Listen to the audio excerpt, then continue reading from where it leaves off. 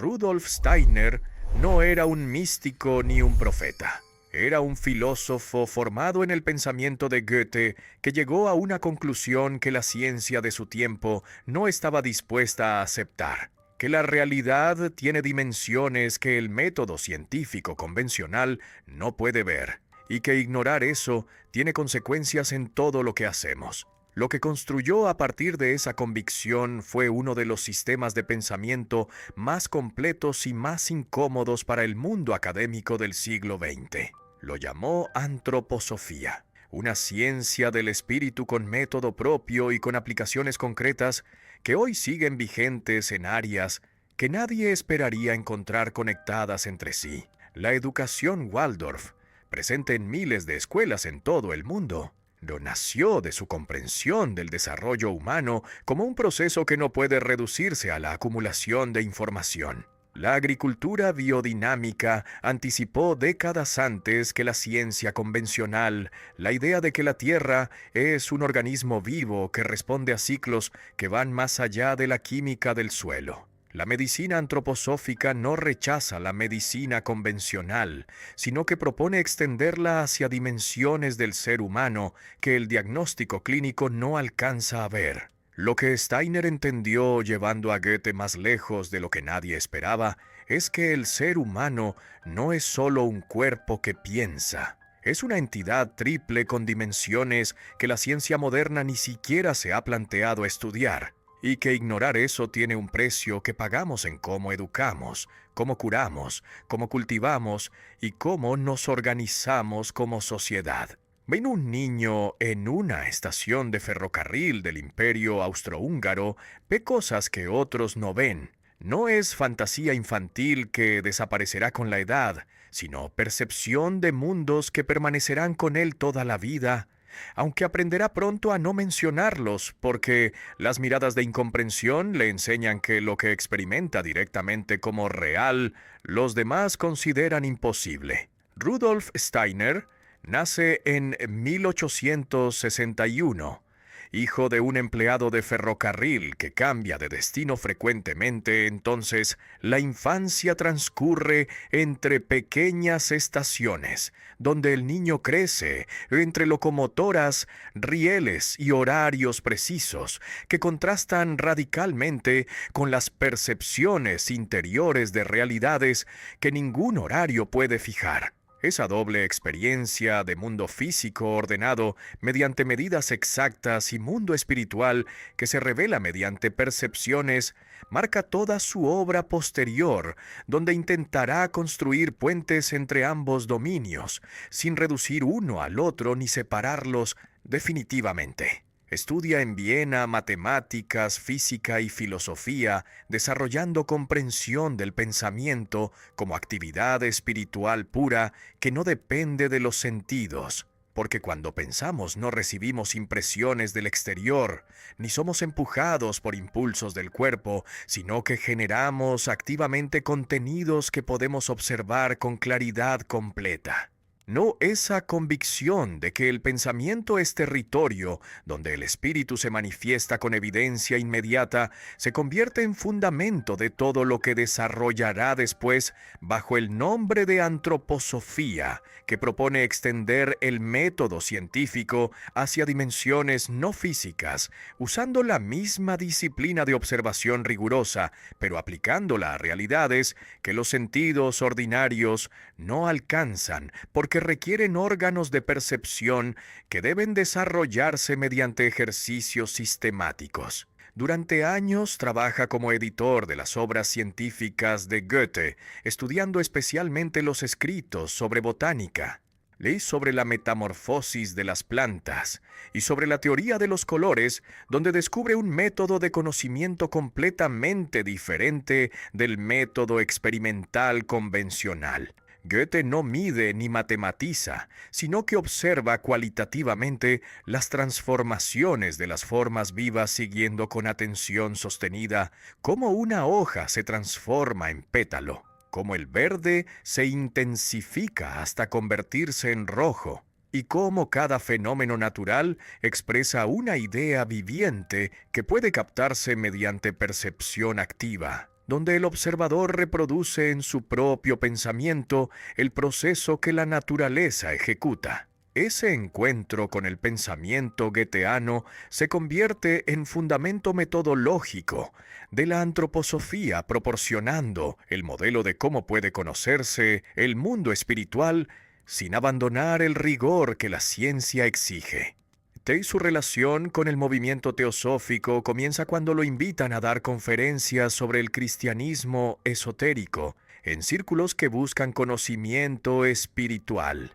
Y durante años trabaja dentro de la sociedad teosófica desarrollando ideas propias que integran tradiciones occidentales con percepciones espirituales directas sin subordinarse a enseñanzas orientales que dominaban el movimiento.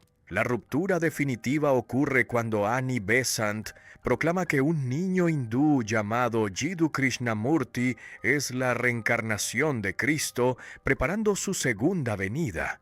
Naoya Steiner rechaza categóricamente esa afirmación, considerándola peligrosa porque convierte el conocimiento espiritual en culto a personalidades. Entonces funda en 1913 la Sociedad Antroposófica como camino independiente que invita a cada persona a desarrollar capacidades propias de percepción espiritual mediante trabajo disciplinado. La pregunta fundamental que organiza todo el proyecto de Steiner es si existe un método de conocimiento que pueda estudiar el mundo espiritual con la misma precisión con que las ciencias naturales estudian el mundo físico, sin reducir lo espiritual a procesos materiales ni abandonar el rigor cayendo en especulaciones. Su respuesta radical es que sí, de que ese método existe y que ya lo usamos sin reconocerlo cada vez que pensamos, porque el pensamiento mismo es actividad espiritual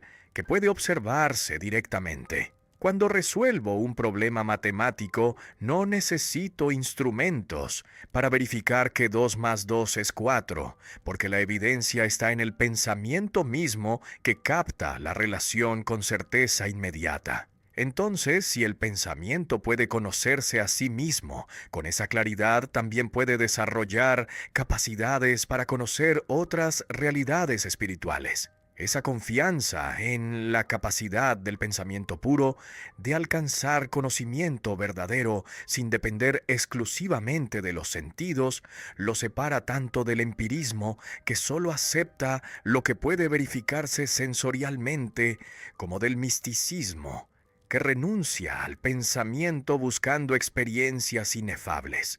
Ned Steiner no busca oponer ciencia y espiritualidad como si fueran dominios incompatibles, sino demostrar que los mismos hábitos de claridad y de honestidad intelectual que usamos para estudiar la naturaleza pueden expandirse sistemáticamente para conocer dimensiones del alma y del espíritu que permanecen invisibles mientras solo confiamos en percepciones sensoriales ordinarias. Esa expansión no abandona el rigor científico, sino que lo intensifica porque exige mayor disciplina interior. Mirar un objeto externo es relativamente fácil, porque el objeto permanece quieto esperando ser observado. Pero observar el propio pensamiento requiere concentración sostenida, que vence la tendencia de la mente a dispersarse. Y observar realidades espirituales más sutiles requiere años de ejercicios que fortalecen capacidades de atención que la mayoría nunca desarrolla. La antroposofía se diferencia radicalmente de otras corrientes esotéricas, porque no se basa en revelaciones de maestros ocultos que transmiten enseñanzas secretas accesibles solo a iniciados, ni en tradiciones antiguas que supuestamente guardaron sabiduría perdida, sino en la capacidad de cada ser humano contemporáneo de desarrollar órganos de percepción espiritual mediante ejercicios sistemáticos que Steiner describe con precisión en obras como Cómo se alcanza el conocimiento de los mundos superiores. Esos ejercicios no son secretos, sino técnicas públicas que cualquier persona con suficiente dedicación puede practicar verificando por sí misma si producen los resultados que Steiner describe. Esa democratización del conocimiento espiritual es una revolución comparable a la que Lutero produjo en el cristianismo, porque Steiner está declarando que cada ser humano puede desarrollar percepción espiritual directa sin necesitar gurús que le revelen verdades. Entonces, la autoridad última no es ninguna tradición externa ni ningún maestro, sino la experiencia espiritual que cada individuo conquista mediante trabajo interior sostenido. Cada ser humano vive simultáneamente en dos mundos que parecen separados, pero que en realidad se interpenetran constantemente. Un mundo físico exterior de objetos que pueden medirse y de cuerpos que envejecen.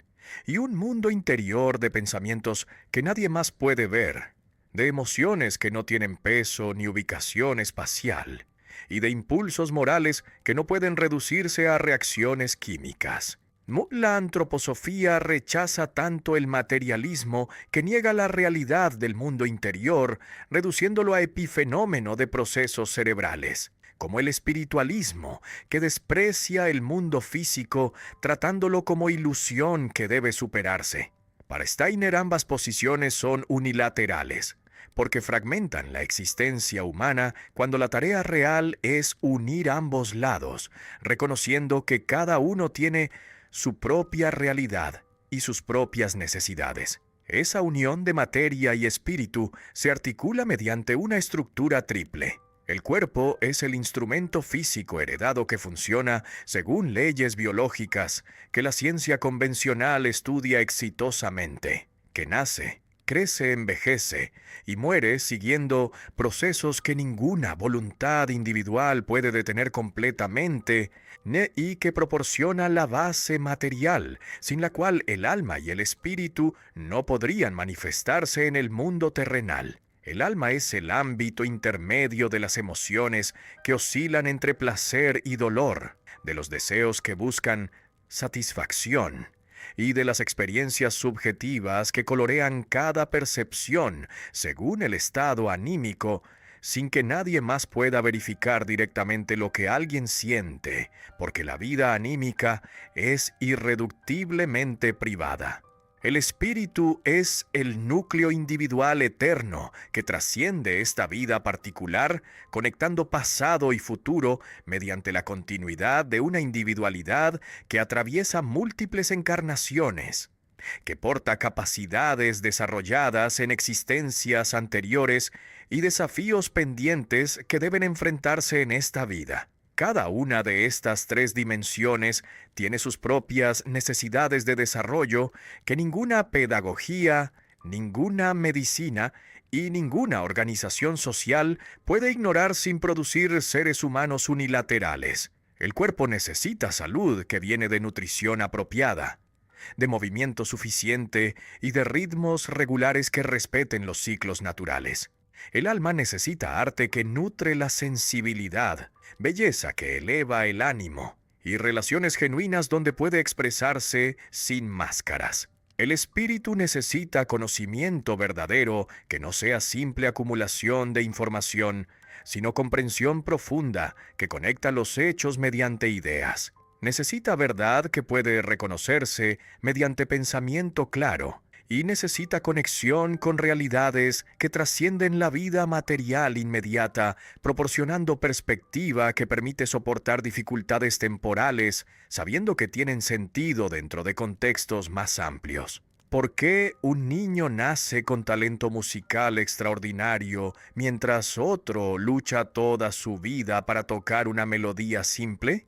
¿Por qué alguien enfrenta enfermedades desde la infancia, mientras otro goza de salud robusta hasta la vejez? La reencarnación, según Steiner, no es doctrina importada del hinduismo, sino conclusión a la que llega mediante observación espiritual directa que le permite ver cómo el núcleo individual de cada ser humano atraviesa múltiples vidas terrestres separadas por períodos en mundos espirituales donde procesa las experiencias de la vida recién terminada y donde prepara la siguiente encarnación, eligiendo condiciones que permitirán desarrollar capacidades nuevas o equilibrar acciones pendientes. Cada vida es oportunidad de aprender algo que no podía aprenderse en vidas previas porque las condiciones no eran apropiadas. El karma no es castigo mecánico que premia virtudes y castiga vicios, sino ley de continuidad de la existencia individual,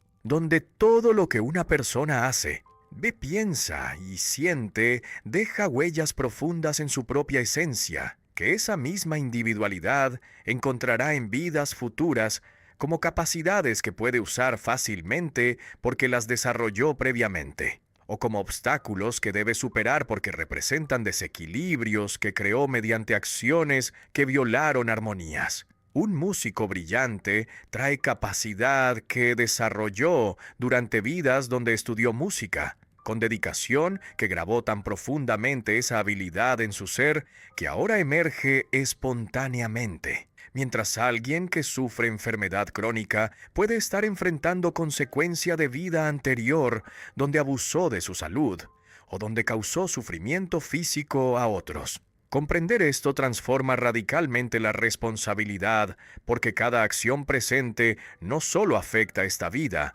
sino que afecta el destino futuro de la propia individualidad, a través de siglos, creando capacidades o limitaciones que esa misma persona enfrentará cuando vuelva a encarnar. Esa perspectiva no justifica pasividad ante injusticias sociales, argumentando que cada quien tiene el destino que merece, sino que obliga a trabajar por condiciones dignas para todos, reconociendo que cada ser humano está en proceso de desarrollo que merece respeto porque todos estamos en el mismo camino largo que atraviesa múltiples vidas.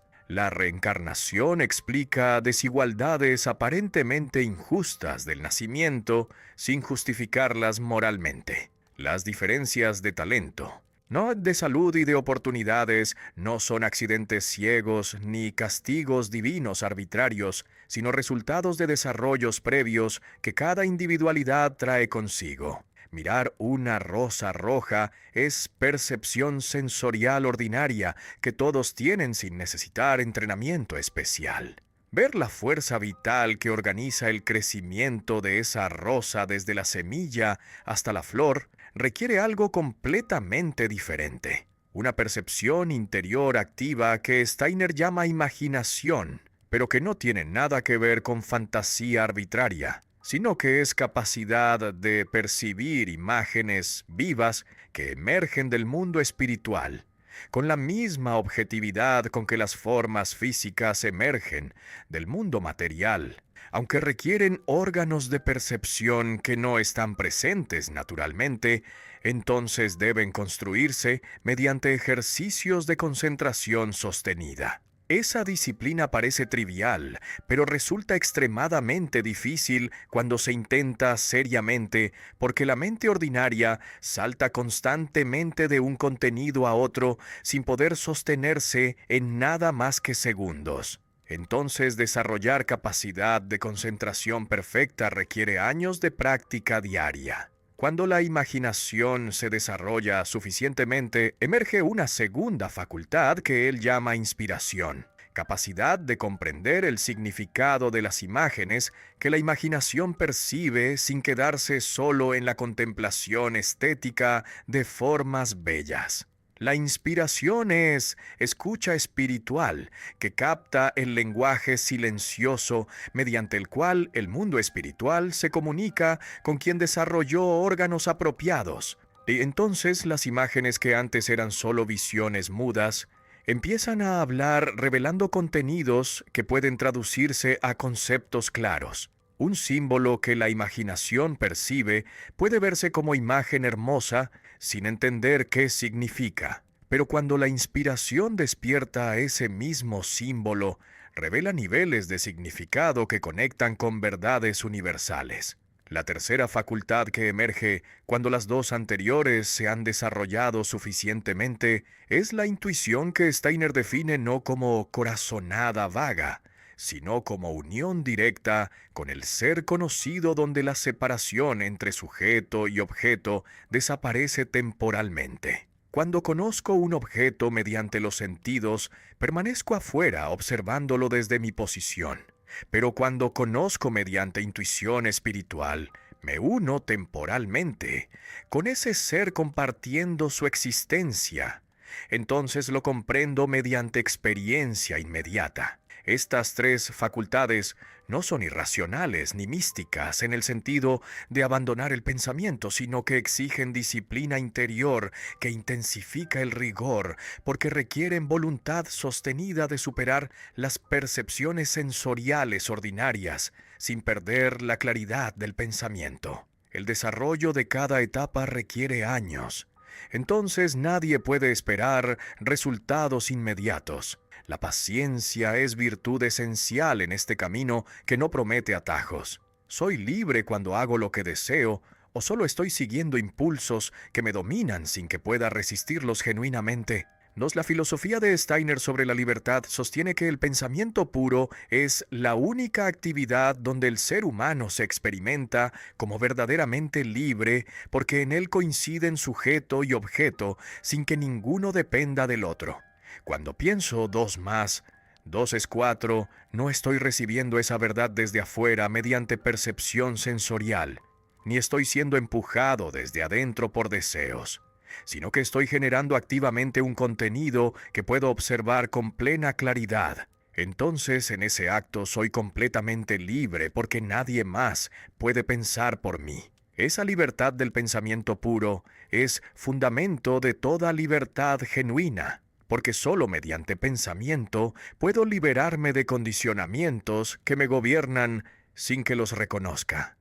Pero esa libertad no es caos donde cada uno piensa lo que quiere sin criterios, ni es arbitrariedad donde todo vale igual, sino capacidad de actuar por intuición moral propia, en lugar de seguir impulsos ciegos o reglas impuestas desde afuera. Una persona libre no actúa según lo que le conviene buscando ventaja personal, ni actúa según lo que la sociedad ordena obedeciendo normas que nunca examinó críticamente, sino que actúa según lo que su percepción espiritual reconoce como correcto en cada situación concreta. Esa capacidad de reconocer lo correcto, sin depender de autoridades externas, se desarrolla mediante fortalecimiento del pensamiento puro, que es el único que puede liberarse completamente de condicionamientos, porque opera en territorio donde ninguna presión externa alcanza. La libertad entonces no es punto de partida que todos tenemos naturalmente desde el nacimiento, sino meta del desarrollo humano que debe conquistarse mediante trabajo interior sostenido. La mayoría de las personas no son libres en el sentido que Steiner describe, sino que actúan movidas por deseos que las dominan sin que puedan resistirlos genuinamente, por instintos heredados que determinan reacciones automáticas, por hábitos que se instalaron mediante repetición, y por presiones sociales que obligan a conformarse con expectativas. El camino hacia la libertad genuina requiere transformar esa vida impulsiva en vida consciente, donde cada acción emerge de comprensión clara que reconoce por qué hace lo que hace sin dejarse arrastrar por fuerzas que operan bajo el nivel de la conciencia.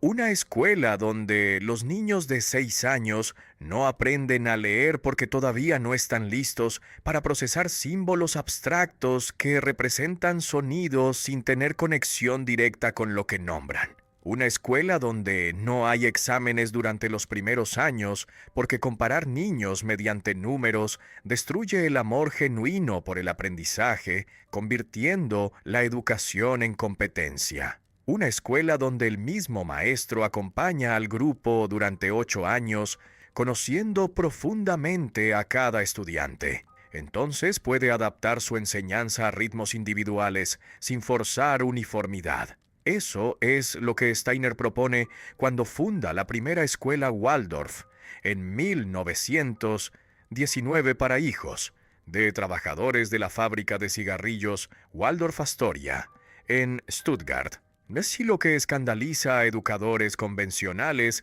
que consideran irresponsable no enseñar lectura desde el inicio. El punto de partida es radical.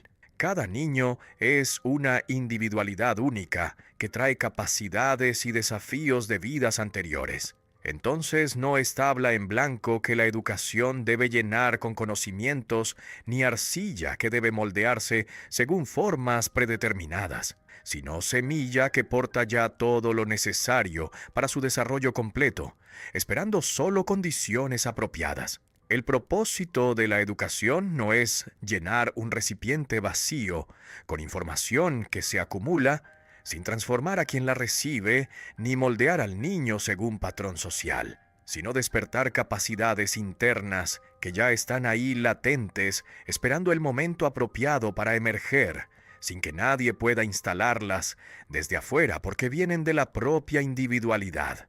Esas capacidades se despliegan en tres grandes fases que corresponden a transformaciones profundas, marcadas aproximadamente por periodos de 7 años, aunque las edades exactas varían según cada individuo. Durante los primeros 7 años, el niño aprende por imitación y movimiento. Entonces toda la educación debe ser artística, llena de imágenes vivas que fascinan, de cuentos que despiertan la imaginación y de actividades prácticas donde las manos trabajan creando objetos bellos. En esa etapa no se enseñan conceptos abstractos que el niño todavía no puede procesar porque su pensamiento funciona mediante imágenes concretas. Entre los 7 y los 14 años aproximadamente, el niño aprende mediante el sentimiento y mediante la autoridad amada del maestro, que no impone conocimientos mediante poder, sino que inspira mediante ejemplo vivo que despierta admiración genuina. Solo en la adolescencia finalmente emerge el pensamiento crítico que puede juzgar por sí mismo, que cuestiona autoridades sin aceptar nada solo porque alguien lo dijo, y que busca la verdad mediante análisis conceptual. La forma importa tanto como el contenido. No es lo mismo aprender que los árboles producen oxígeno leyéndolo en un libro de texto, que descubrirlo plantando semillas, observando cómo crecen las plántulas, cuidándolas durante meses hasta que se convierten en árboles pequeños, y sintiendo la conexión viva entre la propia respiración y el trabajo silencioso de las hojas. Ese segundo camino toma mucho más tiempo y no puede medirse fácilmente mediante pruebas, pero produce comprensión que se integra en la totalidad del ser humano, tocando no solo el intelecto, sino también las manos que plantaron, las emociones que se involucraron, y el asombro que emerge cuando se reconoce que algo tan simple como una hoja hace algo tan extraordinario como crear aire a partir de luz. Por eso en las escuelas, Waldorf, no hay separación rígida entre materias intelectuales, artísticas y prácticas, como si fueran dominios diferentes que requieren facultades completamente distintas. Cada tema se aborda desde múltiples ángulos. Cuando estudian geometría no solo resuelven problemas en papel, aplicando fórmulas que memorizaron, sino que dibujan formas explorando sus propiedades mediante percepción directa. Construyen objetos tridimensionales con madera o con arcilla, sintiendo en las manos la resistencia de materiales, y descubren relaciones entre formas geométricas y formas naturales, reconociendo que las mismas leyes que gobiernan círculos perfectos también organizan las flores que crecen en el jardín. Cuando estudian historia, no solo memorizan fechas y nombres de batallas, sino que representan teatralmente eventos históricos, viviendo temporalmente en la piel de personas que enfrentaron dilemas morales similares. Entonces la historia deja de ser catálogo muerto, de hechos pasados convirtiéndose en espejo donde pueden verse reflejados. El currículo sigue un orden que corresponde al desarrollo histórico de la conciencia humana, reproduciendo en cada niño la evolución que la humanidad completa atravesó durante milenios. Los niños pequeños escuchan cuentos de hadas donde animales hablan y donde la magia opera sin necesitar explicaciones racionales, porque en esa etapa todavía viven en un mundo donde lo maravilloso es natural. Los mayores estudian mitologías de pueblos antiguos, donde dioses intervienen en asuntos humanos, y donde héroes enfrentan pruebas que requieren coraje, astucia o sacrificio. Solo en la adolescencia, cuando el pensamiento abstracto ya despertó, se introduce el método científico que examina el mundo mediante conceptos puros, que mide y matematiza, y que busca leyes universales. Un médico antroposófico examina a un paciente que llega con migraña crónica.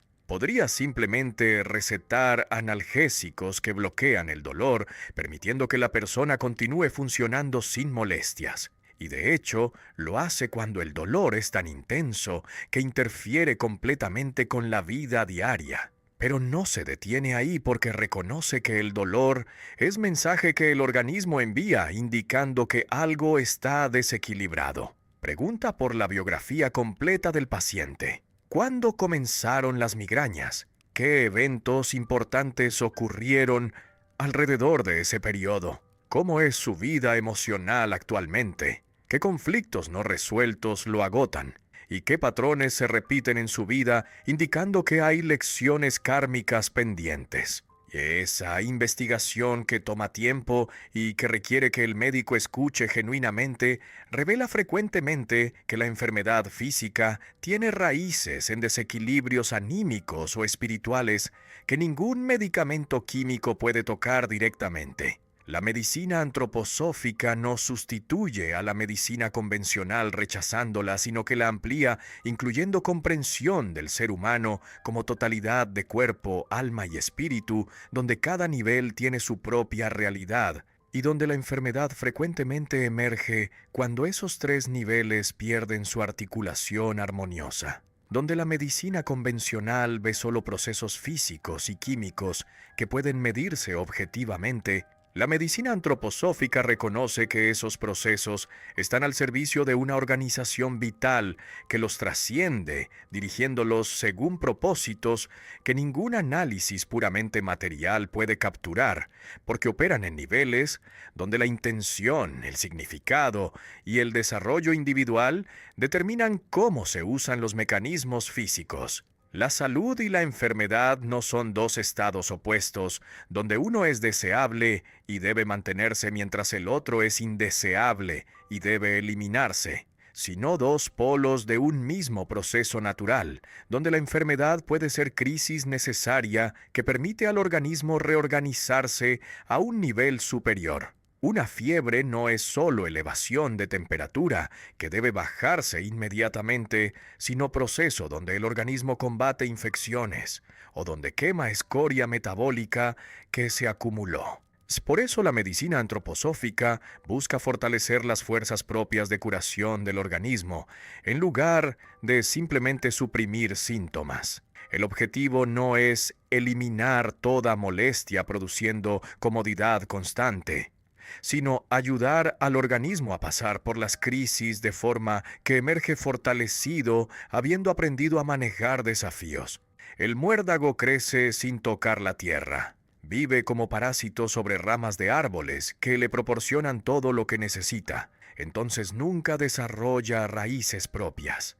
Florece en invierno cuando casi todo está dormido, y sus frutos maduran atravesando el verano sin caer nunca al suelo. Esa forma tan particular de existencia, que contradice patrones normales de las plantas, indica, según Steiner, que el muérdago porta fuerzas específicas que pueden usarse terapéuticamente en situaciones donde el crecimiento celular se liberó de la organización total del organismo operando independientemente. El cáncer es precisamente eso, células que crecen sin parar, ignorando señales que deberían detenerlas. Entonces el muérdago como planta, que tampoco respeta límites normales, puede ayudar a reintegrar esos procesos desorganizados. Los medicamentos antroposóficos se derivan principalmente de plantas y minerales, pero no se eligen solo por sus propiedades químicas, que pueden aislarse en laboratorio,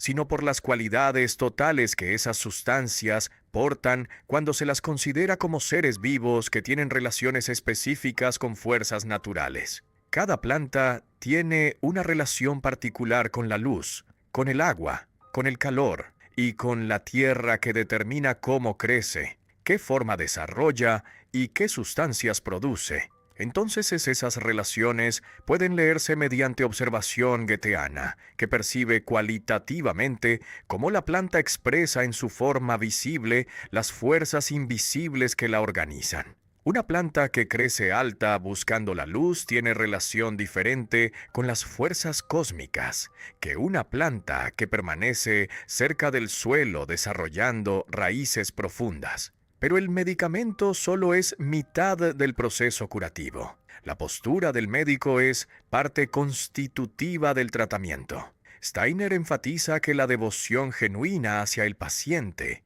el cuidado profundo que ve en cada persona un ser espiritual único, y la empatía que siente el sufrimiento ajeno como si fuera propio, son fuerzas reales que influyen directamente en el proceso de curación.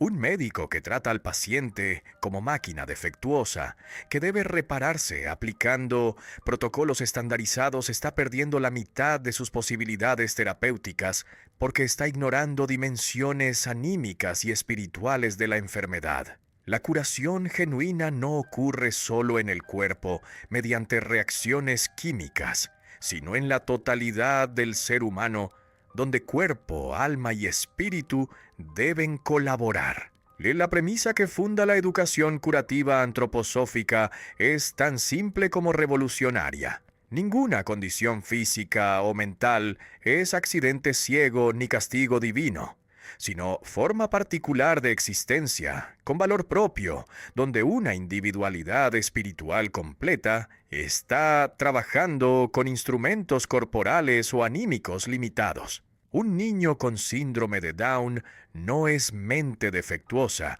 que debe lamentarse como tragedia familiar, sino individualidad única que eligió antes de nacer enfrentar esta vida con un cuerpo que no procesa información.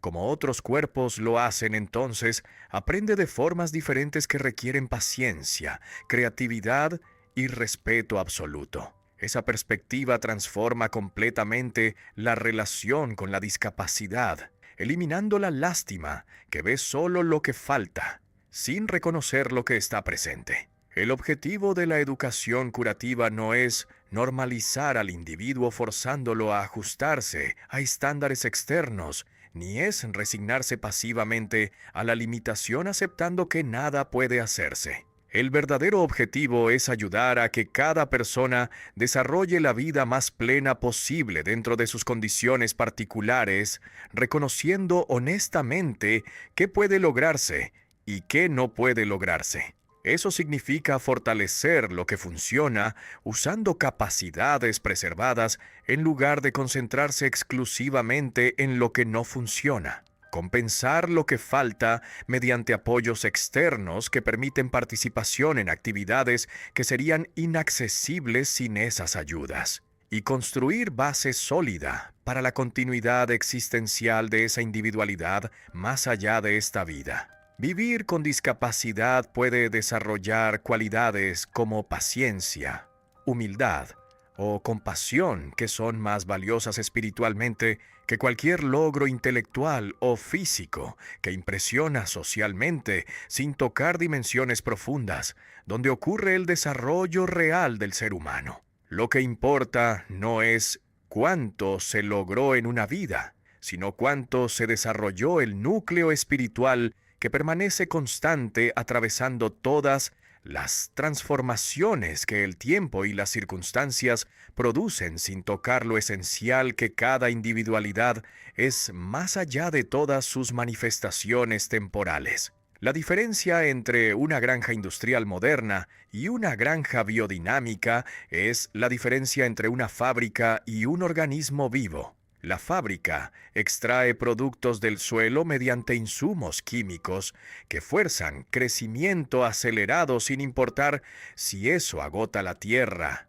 Combate plagas mediante venenos que matan todo lo que se mueve sin distinguir entre insectos dañinos e insectos beneficiosos. y mide el éxito solo en toneladas producidas por hectárea, sin considerar calidad nutricional ni salud del suelo. El organismo vivo, en cambio, se sostiene y se regenera a sí mismo mediante ciclos donde todo lo que sale eventualmente regresa transformado. Las plantas toman nutrientes del suelo para crecer. Los animales comen esas plantas. El estiércol de esos animales devuelve al suelo las sustancias que las plantas tomaron, pero ahora en formas diferentes que enriquecen la tierra. Steiner propone ver la granja exactamente así, no como colección de parcelas separadas, sino como organismo único e integrado donde suelo, plantas, animales y seres humanos forman un todo interdependiente. El suelo es el sistema digestivo de ese organismo, transformando materia muerta en sustancias vivas. Las plantas son los órganos que capturan luz solar convirtiéndola en materia mediante fotosíntesis. Los animales son procesadores que transforman grandes cantidades de materia vegetal en pequeñas cantidades de materia animal, devolviendo el resto al suelo mediante estiércol que cierra el ciclo. En lugar de combatir la naturaleza con productos químicos, el agricultor biodinámico nutre el suelo con preparados específicos que Steiner diseña, combinando hierbas medicinales fermentadas en órganos de animales, estiércol fermentado en cuerno de vaca enterrado durante el invierno. Captura fuerzas terrestres que fortalecen raíces, cuarzo molido fermentado en cuerno de vaca enterrado durante el verano. Captura fuerzas cósmicas que fortalecen flores y frutos. Y 7 preparados de hierbas diferentes regulan procesos del compost. Esos preparados no actúan químicamente en cantidades que pueden medirse porque se usan en diluciones tan extremas que prácticamente no contienen moléculas de las sustancias originales, sino que funcionan como catalizadores de procesos vivos, despertando fuerzas que el suelo y las plantas portan naturalmente, pero que permanecen dormidas hasta que algo las activa. ¿Por qué agricultores que nunca estudiaron astronomía saben que sembrar cuando la luna está creciente produce plantas más vigorosas que sembrar cuando está menguando? ¿Por qué jardineros ancianos que aprendieron mediante experiencia de décadas insisten en podar solo en ciertos días, aunque no puedan explicar científicamente por qué esos días son mejores que otros? La agricultura biodinámica toma esas observaciones empíricas que la modernidad descartó como supersticiones rurales sin fundamento,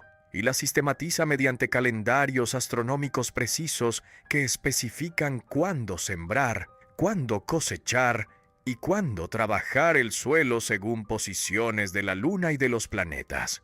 Steiner afirma que las plantas no solo responden al suelo que nutre sus raíces y al agua que transporta nutrientes, sino también a fuerzas del sol que proporciona luz y calor, de la luna que afecta el movimiento de líquidos en los tejidos vegetales igual que afecta las mareas oceánicas, y de los planetas que emiten influencias específicas que modulan crecimiento, floración o fructificación.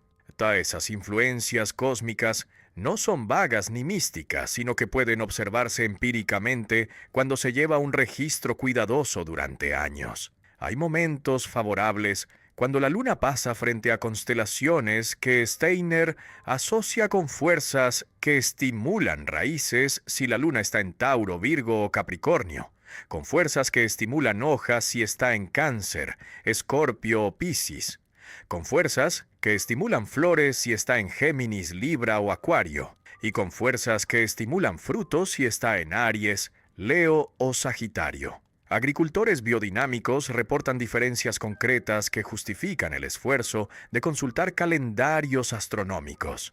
Zanahorias sembradas en días de raíz crecen más grandes y se conservan mejor. Lechugas sembradas en días de hoja desarrollan follaje más abundante sin florecer prematuramente. Y tomates sembrados en días de fruto producen cosechas más abundantes con mejor sabor. Esta comprensión conecta la granja con el cosmos entero, haciendo del trabajo agrícola una colaboración entre fuerzas terrestres que operan en el suelo mediante procesos químicos y biológicos, y fuerzas celestes que descienden desde el espacio. El agricultor biodinámico no es solo un técnico que manipula variables químicas, sino un mediador consciente entre el cielo y la tierra que ayuda a las fuerzas cósmicas a encarnarse en alimentos que nutren no solo el cuerpo mediante calorías y vitaminas, sino también las dimensiones anímicas y espirituales del ser humano mediante cualidades que ningún análisis químico puede detectar, pero que se manifiestan en el sabor superior de vegetales cultivados biodinámicamente. Y pronuncie la vocal A abriendo la boca completamente, dejando que el sonido salga sin obstrucción. Ahora pronuncie la U cerrando los labios, casi completamente forzando el sonido a pasar por una apertura mínima. Siente cómo el cuerpo completo participa en esa diferencia. La A expande, abre, libera, mientras la U contrae, cierra, retiene. Steiner observa que esas diferencias no son accidentales, sino que cada sonido de la lengua tiene una cualidad gestual inherente que puede expresarse mediante movimientos del cuerpo completo. Entonces crea la euritmia como arte que hace visibles las leyes profundas del habla y de la música mediante gestos precisos, donde cada vocal, cada consonante y cada intervalo musical tienen una forma espacial correspondiente, a diferencia de la danza que expresa emociones personales del bailarín mediante movimientos que vienen de su voluntad individual. La euritmia debe respetar leyes objetivas de la composición musical y del lenguaje, sin permitir que la subjetividad del intérprete distorsione las estructuras que debe hacer visibles. El euritmista no improvisa según su estado de ánimo, sino que debe reproducir con exactitud la forma gestual que corresponde a cada elemento de la composición. Esa disciplina hace de la euritmia un arte riguroso que no puede dominarse sin años de entrenamiento que desarrollan capacidades de movimiento consciente donde cada gesto emerge de una comprensión clara de lo que se está expresando. Pero la euritmia no es solo espectáculo que se presenta en teatros, y tiene tres formas complementarias. La artística que se presenta escénicamente interpretando poemas o composiciones musicales. La pedagógica que se practica en escuelas Waldorf donde ayuda a los niños a desarrollar coordinación entre pensamiento, sentimiento y voluntad. Y la curativa que se usa terapéuticamente para fortalecer funciones debilitadas o para armonizar desequilibrios mediante movimientos específicos que activan procesos vitales. Un edificio rectangular con ventanas idénticas distribuidas uniformemente es una mentira arquitectónica. Todas las habitaciones tienen funciones diferentes. La sala de conferencias necesita espacio amplio sin columnas que obstruyan la vista. La biblioteca necesita luz natural pero no directa porque daña los libros. Y la sala de meditación necesita silencio y penumbra que favorece la concentración interior. Entonces, ¿por qué la fachada exterior presenta uniformidad que oculta esas diferencias? Steiner propone una arquitectura donde las formas reflejen las leyes de la naturaleza que nunca produce dos hojas exactamente iguales, donde la polaridad organiza opuestos que se complementan como luz y oscuridad, expansión y contracción, y donde la metamorfosis transforma gradualmente formas mediante transiciones suaves. Cada edificio debe crecer orgánicamente desde su función interior hacia su forma exterior, de modo que quien lo observa puede leer en la arquitectura qué ocurre adentro sin necesitar planos.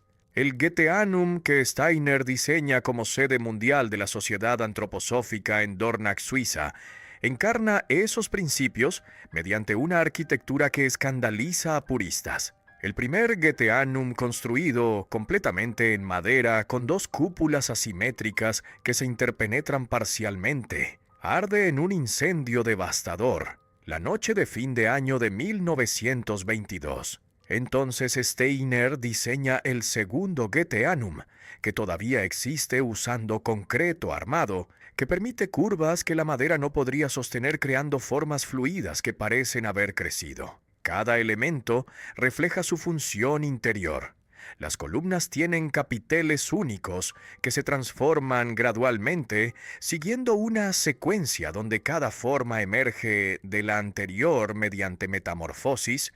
Las ventanas tienen formas asimétricas que responden a necesidades específicas de luz. Si la belleza no es decoración añadida posteriormente, sino expresión necesaria de lo que el edificio es esencialmente. Esa arquitectura influye en el movimiento de construcción orgánica contemporáneo, que busca edificios que respiren usando materiales naturales como madera, piedra o arcilla, que se integren al paisaje siguiendo contornos naturales, y que consideren el impacto ambiental usando técnicas que minimizan consumo de energía. Muchos arquitectos que siguen esos principios no conocen su origen en las ideas de Steiner, habiendo llegado a conclusiones similares mediante una necesidad ecológica que los obligó a reconsiderar la arquitectura moderna. Goethe mira un espectro de colores y ve algo que Newton no vio.